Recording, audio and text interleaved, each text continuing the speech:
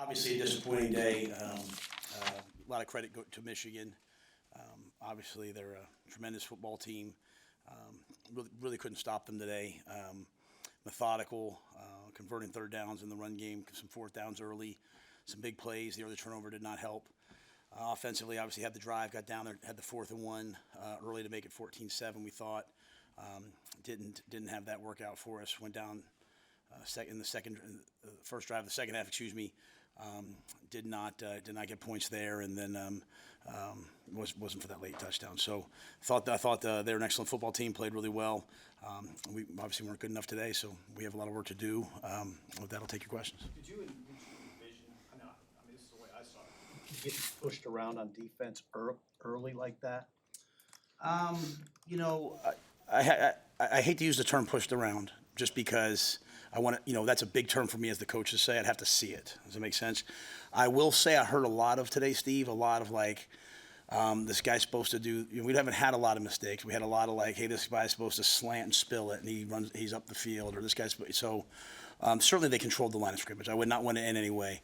But I felt like there were a lot of plays that hit today that were, guy's supposed to spill the ball. He doesn't. The ball rips up inside for 6 for 8.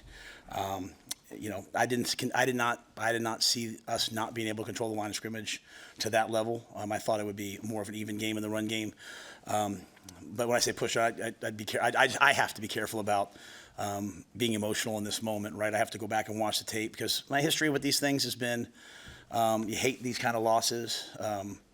They all count the same, but they hurt. When you have that type of a loss, to go back and watch the tape and make sure I deal in truth and see what I see.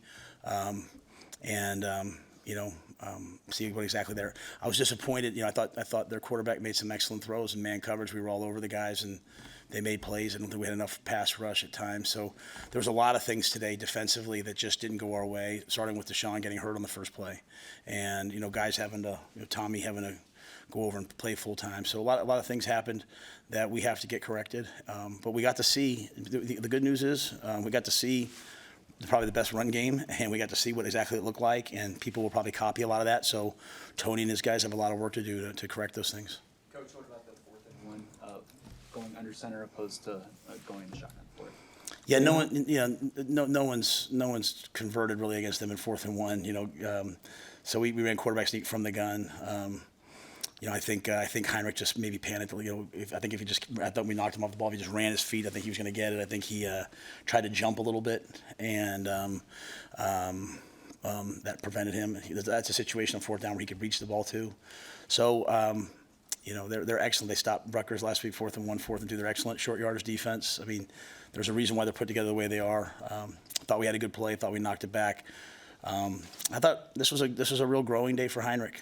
I'll just say that. I think even the 1 3rd down, he called the wrong play. We had a false start. We had a shift, and you guys have seen me be very stoic when you guys ask me about him, and it happens with a lot of quarterbacks. You go out there, the first time you go out there to play, you're just playing and you're having fun. At the end of the Colorado game, you come in against Northern Illinois, you're just having fun playing. All of a sudden now people all start talking about you, and you start trying to do a lot.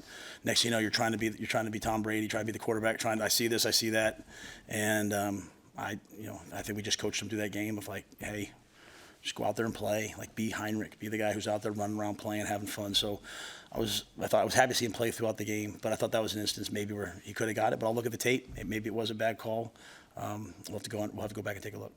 They came in with a lot of determination. Maybe they, for whatever reason, did you think you matched their intensity? I think they're a really good team.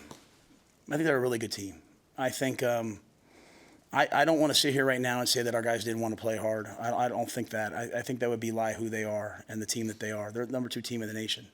Played in a lot of ball games. They didn't play great last week. I'm sure. I kind of alluded to it the other day with you guys. We were the number 1 rush offense and rush defense in the Big Ten going into here. He was going to come out and try to run for 300 yards against us to send a message. You don't stay the big dog in the Big Ten without sending those types of messages. So I don't know that it was an intensity. I don't know. I still think our guys are trying to figure out if they're good enough to play, sometimes to play these teams.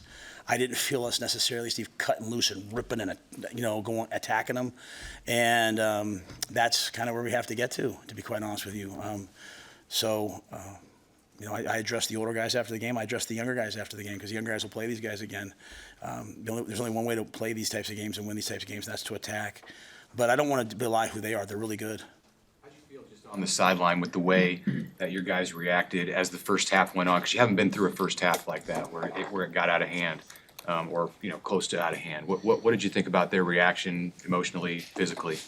I can't really say until I got to the locker room. We got to the locker room. I certainly challenged them. I challenged them in that everything happens for a reason, and so down 28-0, maybe you come back and win and it's a storied game no one ever talks about again. Maybe you lose 40, whatever we lost to, 45-7, and you find out a lot about the guys playing for you.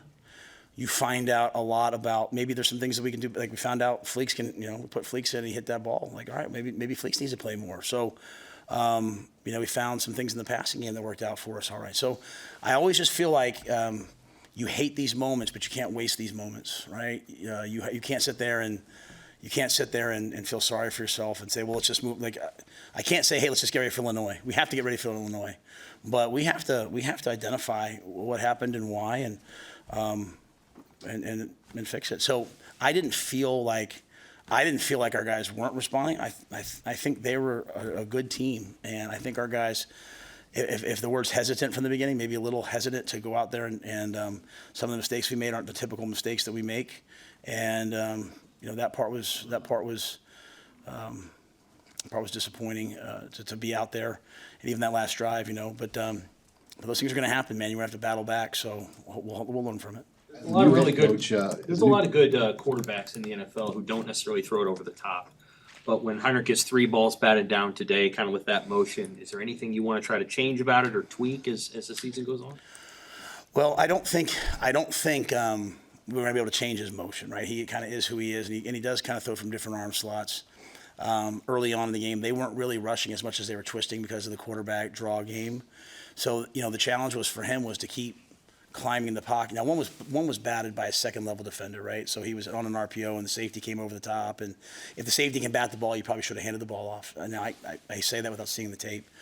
But the ones that got batted down early, I think the big thing we wanted from Heinrich was to set the edge of the pocket, just get up in the pocket, find those windows. In the NFL, there's 5'10", 5'11" quarterbacks, and they throw through windows as opposed to over top of people. So, again, he hasn't played a lot of football, so we wanted to play through those moments, right? He got sacked today, protected the football, got sacked off the edge. Like, those things are hard to play through. So, wanted him even at the end. Like, I don't like when a team kicks our tail to call timeout on say. I don't like doing those types of things because to them the victor belongs to spoils.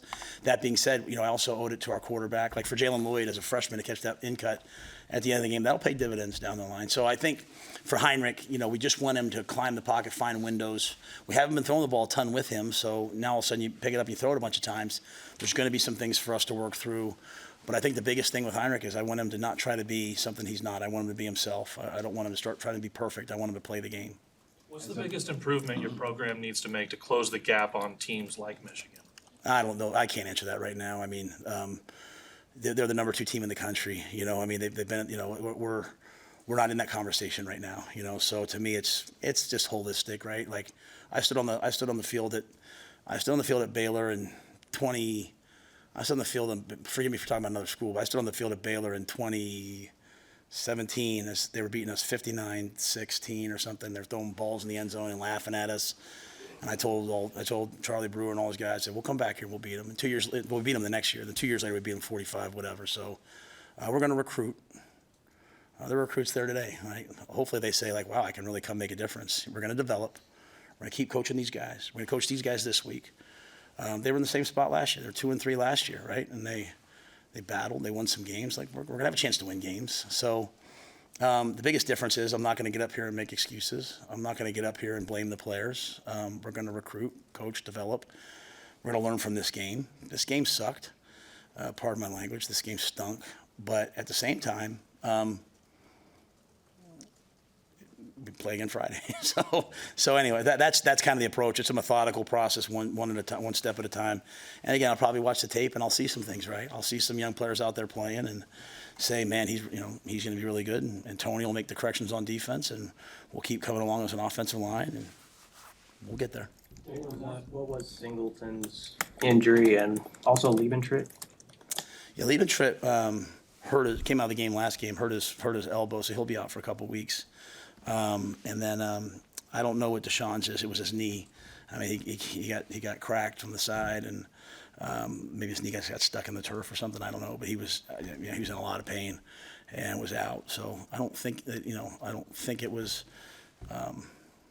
I don't know that it's anything beyond. I don't think it's an ACL as of yet, but we'll see. But they're going to obviously do all the tests and all those things. And then obviously Luke was not available for us today. So Luke's our thoughts and prayers are with Luke. He was unfortunately taken to the hospital this morning from the hotel. So we're hoping that he'll be okay. We're expecting him to be okay. But we just erred with an abundance of caution for him. So He was he was with the team during the game and everything though. He was here. I didn't. Well, he might have been. I didn't see Luke. No, I was told he was at the hospital. Yeah. So obviously Luke was injured this week, and just so you guys know, I never lied to you. You guys asked me, was he going to be fine? I said, yeah, he's going to be fine. Then he just started to have some pain yesterday, and they said it was nothing, antibiotic, and the antibiotic didn't heal it. So they just wanted to rule out infections and MRSAs and all those things. So I don't have a knowledge now, but that was a complete and total surprise to me this morning. He was actually at breakfast. And then the doctors came to me, and I said, "Well, let's get him to the hospital." Last thing I would want was be for something worse to happen to him. Anybody else? Hey, Matt, real quick, how do you keep the guys at least positive and flush this thing? Because you got a short week here, and to get ready, you guys ready, or do you have to say anything? Do they know that? Yeah, I'm not. We shouldn't be real positive about that game. You know what I'm saying? It's an amazing tribute to the crowd that they stayed that long. I appreciate them very much. We should just learn from that. We should say, you know what? It's a really good team. They absolutely got after us. We couldn't respond. There's probably some good things in there. We should never accept that, though. We should never accept losing. We should never be like, it's okay. Well, it's Michigan. It's okay. No, we should never accept that at all. So they shouldn't be real positive. They should be. Everyone in Nebraska will find out about this team next Friday night. Right? We'll find out about it. We'll find out about me. We'll find out about them. We'll find out about all of us on Friday night. And that doesn't mean winning and losing. If Illinois is better than us, so be it. But I can tell from your guys' questions, there's a sort of a feeling of hey, did they really fight back a little bit, right? So, and again, I'm hesitant to say that till I see it. Right? It's always hard to tell from the sideline. You know what I'm saying? But we'll see on Friday night. How excited we look, how much we're flying around. What we look like, we'll see. So, yeah, I hope it bothers them. And we're in a day and age where sometimes everyone wants to be too cool for school. I hope it bothers them because it bothers me. I can tell you that much right now. That game bothered me a lot. But I don't want to minimize my credit for Michigan. That's a good football team, and so we'll try to get there. So, but I will say this: I love these players. They're great. They're great young men, and they all want to win. So. There's no, hey, it's their fault. It's all of us. We're in it together. So we'll battle, but we'll find out who we are Friday night. So I hope everyone watches. Thanks.